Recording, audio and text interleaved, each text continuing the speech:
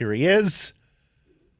He's got a new show. He does. It debuted on Friday with Darren Millard. He remains the most famous man from Oliver, British Columbia. Former executive producer, Hockey Night in Canada, Mr. John Shannon. Congratulations. My goal is to host the show from Oliver. That's my goal. That would be outstanding. Eminently doable. Yeah. In this world, absolutely, it's eminently doable. That would be have a like a 10 a.m. tea time at Fairview Mountain. It would be fantastic. There you go. Be fantastic. Monday, Wednesday, Fridays, 100% hockey. John Shannon and Darren Millard. Yep. Thank you. And you've had two of them now. So yeah, and tomorrow, Doug Armstrong, general manager of the St. Louis Blues and the head honcho for Team Canada at the Four Nations Face-Off and the Olympics. So it'll be fun. Which we are moving towards. First things first, the Vancouver Canucks. John, you have been a ray of sunshine on this team. Yes. Most optimistic, glass half full. I know that. Even the way you guys are promoting me now, cup half full guy. Absolutely. Absolutely. It's that when that storm rolls in off the Pacific and the clouds are jet black, but there's that one sliver right there. That is John Shannon. And by the way, right over Grouse Mountain, that is beautiful. Right over Grouse Mountain, that is beautiful. They're blowing all these leads. They're below the playoff bar. How do you feel about them now? Well, I'm sure last night was frustrating. Because there were some positives. Obviously, JT Miller's play was positive. Lekkermacki, I thought, was really good. To have Quinn Hughes back was really good. Kevin Lankinen kept them in the game the second half. There are some positives, but there are too many silly mistakes still. Höglander, silly mistake. I was concerned that Noah Juleson was out on the ice in the last 90 seconds of the game. So there's a couple of things that bother you about what's going on with the hockey club right now. At the same time, as they played last night, they did get a point. It's still a better record on the road, and it's on to Washington to see what the heck goes on against the Caps. And let me correct myself. They're not below the playoff bar. They are on the final rung. 4 points for Miller. You have been an unabashed JT Miller fan. Yes. What do you think? Is that a breakout or a breakthrough performance from number 9? What's the difference? Well, a breakout is singular. A breakthrough means you have found something and now it's going to continue. Well, he's an emotional guy, and if the 4 points last night, maybe it is a breakthrough. Maybe it is one of those ones that he can take the bull by the horns now and lead this team offensively. I loved his physical play last night, the 6 hits in addition to the 4 points. He wasn't very good in the faceoff circle, but you know what? They still were able to get through it. He's just he's a polarizing player, and when he's charged up, he is fun to watch. And he's one of those guys that I think teammates will, they do not have to like him, but they certainly have to respect the way he plays the game and the intensity that he brings to the ice. They continue to scuffle along like this. We're not going to go down this rabbit hole again here, Matthew, but they are keeping themselves alive at the very least. But we've praised this management group, not only when they're stopped here in Vancouver, but in their other stops in their careers, particularly Rutherford, for striking early, identifying a problem, saying that needs to be addressed sooner rather than later. We are past New Year's now, John Shannon. Mm-hmm. Early, it's getting late to be early. So when is he going to do the this? Rest of the month. When is he going to do this? This being the major trade to help this team? Yes. Okay, so let's talk about that. That's a fair question. But when is Pettersson coming back? Probably Wednesday. Well, we suspect this week. What about Philip Hronik? 3 to 4 maybe more. after the tournament, right? Well, I think they're hoping that it's before, but yes, it could be after the Four Nations. So all of a sudden, if you add Pettersson, and I mean, I read Ian's column with his brief interview with Elias the other day. It sounds like Elias understands the issue as well, and he was very transparent about it. But I think they've missed Roenick that much. I think that if Philip Roenick comes back, almost like a trade, Blake, and I know that's a cliche at this time of year, but if Roenick comes back and can compete at that level, that changes the whole complexion of that blue line. And it puts guys in their right spots again. You know, dare I remind people what everybody thought of Tyler Myers a year ago. And look at the year Tyler Myers has had. And the reason he's had a good season was that this management group showed some patience. And yes, you're right. These guys are normally a proactive group. There's no question. They've always been proactive. Jim Rutherford and Patrick, when they were together in Pittsburgh, were proactive. But they also know when to be patient. You know, I think that's a big part of what they're going through right now, because you look at the injuries, you look at where they are. How long is Joshua out now? We don't really know. Hopefully he's back. He was just coming back into form. You know, this team, when it was playing well, was not much different than the team the second half of the season last year. So I think the best argument is I'm preaching patience with injuries more than anything else, Blake, rather than, you know, throwing the baby out with the bathwater. I think they know they need changes on top of the injuries coming back. So they are aware they still need more. But I think the biggest argument is they probably don't want to deal from a position of weakness, and they might look like they're desperate now. Yeah, and of course the other thing, John, is all discussion about adding a defenseman or adding a middle six scoring winger.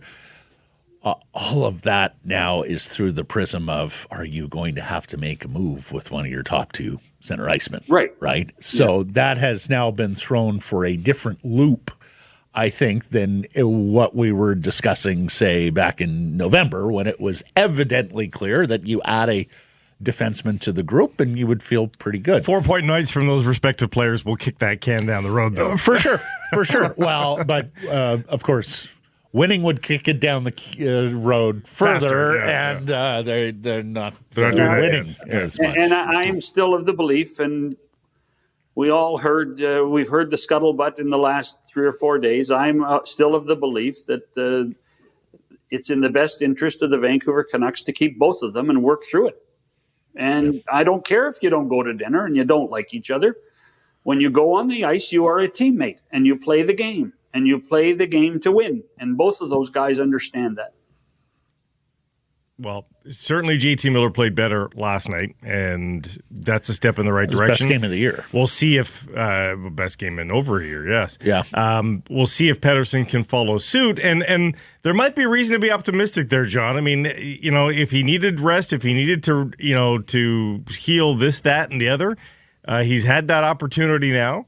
And maybe even just to cool off from everything that was happening. I mean, there is a good chance here that Pettersson is a bit of a new man here when he hits the ice. One would hope so. And you know as well as I do that as much as we've heard Pettersson talk, there's been lots of people behind the scenes talking to him too. You know that management's talked to him. You know that coaches have talked to him. You know, they have some wise people in this organization. And one of the guys that doesn't get enough credit for his approach to the game, even though he's not a direct coach to Pettersson, is Sergei Gonchar. I just think Gonchar is just a voice of reason so many times, always has been, even as a player. So I think that there's some positives that can come out of this. But if you're asking me for timeline, I kind of agree with Matt that we're talking about probably prior to the Four Nations face-off, which is only 12 days after the end of January. The other thing is his agent, Pat Brisson, came out and said, no, we had no problem with what Aldine said. He said sometimes players need a kick in the ass, which was that's what Pat's saying publicly. Yeah, but you know as well as I do. Pat Brisson, who is one of the most high-profile agents, Pat Brisson is probably in constant communication with with the club. Yep. And so I'm sure that in discussing what Ian and Patrick Alvin talked about, there was a forewarn that this was coming out to Brisson, and that they would say, "Okay, we understand. We're going to get a bit of criticism, but we're big boys and we can handle it." Do you believe that by virtue of representing Hughes and Pettersson, never mind all the other arguments that the pro-Pettersson camp people can trot out, does that solidify Pettersson's future in Vancouver? Even more so, the fact that it's the shared. I wouldn't say that. I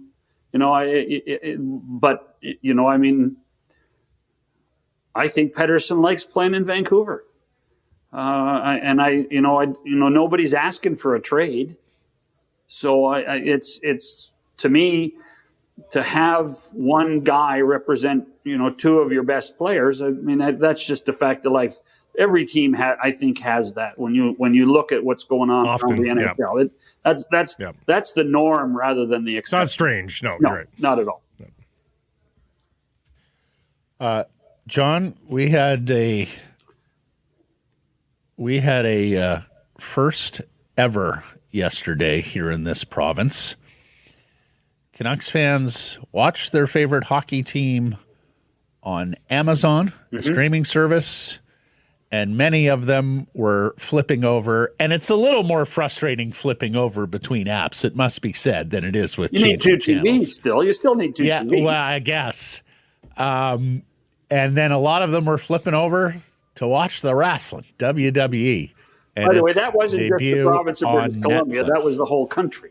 Well, of course, but I know what you're saying, Matt. First of all, two things, because I'm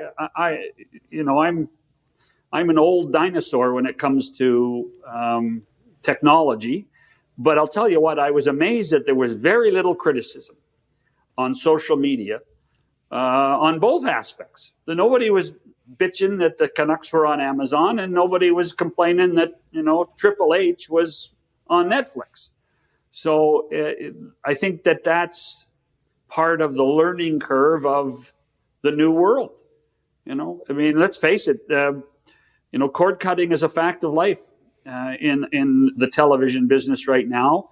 And what Amazon and Netflix are delivering is a younger audience who don't necessarily have cable television.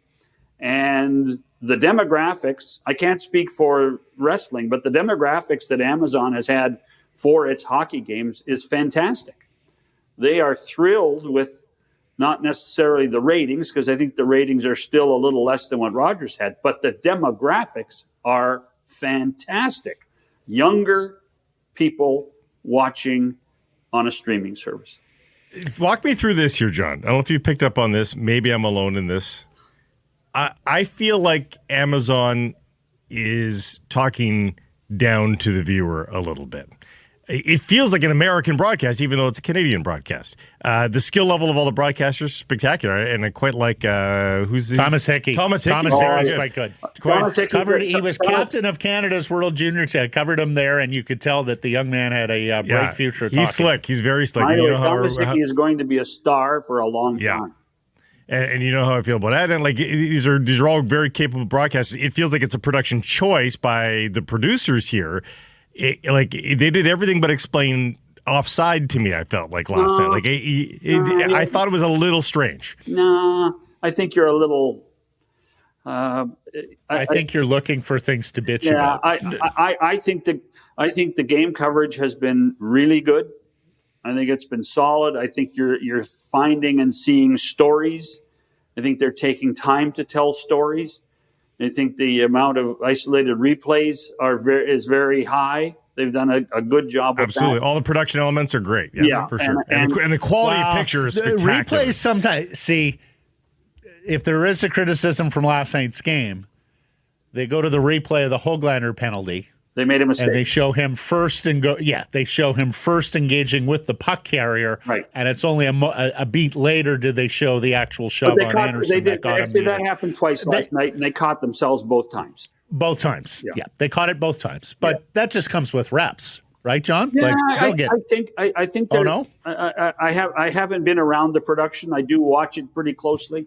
I think that what they're trying to do is get back to a basic of television of explaining why things happen a lot better. Their senior producers, Mark Askin, who I've worked with and know very, very well, and he understands the basics of television hockey production as well as anybody, and I think they're doing a pretty good job. As far as your Americanization, I think I think they open themselves up to that criticism a little bit, but I also think that new voices are a part of that, and the fact that when you talk about Thomas, when you talk about Jody Shelley, Shane Knighty, John Forsland, none of them live here. 3 or 4 of them are Canadian, but none of them live here, and so they don't get the day-to-day coverage of hockey that the 3 of us do. Mm-hmm. Like you live in Vancouver, I live in Toronto, and I'll tell you what, I mean, hockey comes out of the concrete for us. Yeah. We live it every moment of every day.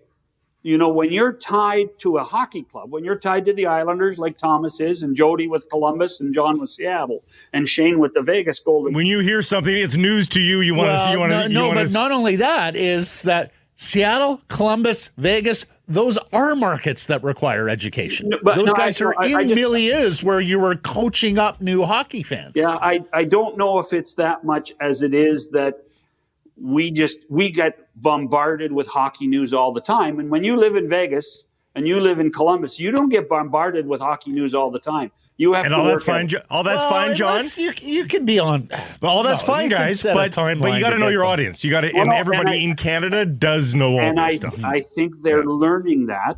And if that's the only complaint of this startup, and it's a small one. Yeah, it's a small one. And by the way, the whole picture thing it's a spectacular quality of picture. It is. I'm telling my kids, warm-up John. last night. I love the warm-up stuff with Quinn Hughes and the brace on his hand. I had it on while we're making dinner, and I'm telling the kids. I said, "Look at the quality of the picture, guys. Do you know something to dinner?" Like, it looks so bright. More importantly, what was for dinner? I had overmade pulled pork for my high school buddy's Christmas party, and so I had leftover pulled pork from that party. And so we did pulled pork bowls. Oh my God, I love pulled pork. Yeah. Okay. January 27th, Canucks and Blues. March 24th, Canucks and Devils. Your next 2 Amazon Prime broadcasts, and that there was no bitching, and at least from this corner of the world, John, as you well know, this is one of the more technologically advanced and adaptable markets out there. Canucks.com was an industry leader at one point when Kevin Kinghorn was running it, so I'm not the least bit surprised. And I do wonder whether this signals, we're all ready just to go to streaming, which brings us to the one super app, the one-stop shop, John, where we get everything in one place, and I don't need to be flicking between streaming services. And there could be news on that front after Disney decides these Fubo guys, they're a pebble in the shoe. They want to sue us. They want to take us on. Let's just buy them. Yeah, I think this is more an American thing than it is for us at this point. But you know what? We're usually 4 to 5 years behind the Americans when it comes to this kind of thing. So what Disney did was, they want to launch their with Warner Brothers and with Fox. They want to launch a super app with lots of sporting events on it, which is so. In buying one of their competitors and the one guy that was taking them to litigation, that solved the problem. I would not be surprised to see the new. I think it's called Venue. I would not be surprised to see Venue launch now before the Super Bowl in some form or manner. Wow. But it's going to be separate from ESPN's new app as well. So, they're going to own all this stuff, but it's still not going to be what you want it to be. What you want, Matt, is a realistic want, but I don't think it's it's still going to be partitioned. You're still going to have to, have 4 apps going. But you look, for instance, you look at Amazon. If you go to Amazon, I can buy apps within my app on Amazon. Yep. I can buy AMC Plus. I can now buy Sportsnet on Amazon. So, I mean, this whole thing is developing so fast. And this is just, I think, one way for the people, Bob Iger and the people at Disney, to try to stay ahead of the game. Yep. And the good news is you'll be here to shepherd us through all this each and every Tuesday, John. Yeah. No, you will. I'll tell you what, I just bought a new TV and it's got 300 apps on it, and I'm only using 286 of them. So, how many screens do you have in your home, Shannon? Well, I have 4 in my office, and that's where I watch most of the time. So we're talking. Tell us you're a former television producer. These are 27-inch sort of TVs. These are more monitors than TVs, I'm guessing, or are we talking? I have 4 40-inch monitors. Holy crap! See, I'm trying to reduce my screen time. People, my eyes are sometimes because my eyes sometimes. Listen, there are more sports. No, I know. You should get blue light glasses so that you can. I mean, honestly, because my eyes hurt now some mornings. Yeah. But yeah, when you're a sports fan, you're going to have eyes on screen for several hours at a time because that's what we do. I mean, last night I went into a little bit of withdrawal because it's Monday night and no Monday Night Football. But I tell you what, though, that North Dakota State Montana State football game was a hell of a football game, Matt. Yeah, no, it was a hell of a football game. It might have been the best college football game I've seen all season. Yeah. Yeah, I just feel bad because our boy Travis Lulay was a Montana State guy, and they were 15-0, and then they didn't pull it up. So. Yeah, they was only a 3-point loss. It's okay. Yeah, well, I mean, they were up against the Alabama of FCS football, John, in North Dakota State. All they do is win championships. The Alabama of FCS. Thanks for this, sir. Until next Tuesday. The AHL juggernaut. Yeah, exactly. See you, boys. Happy New Year.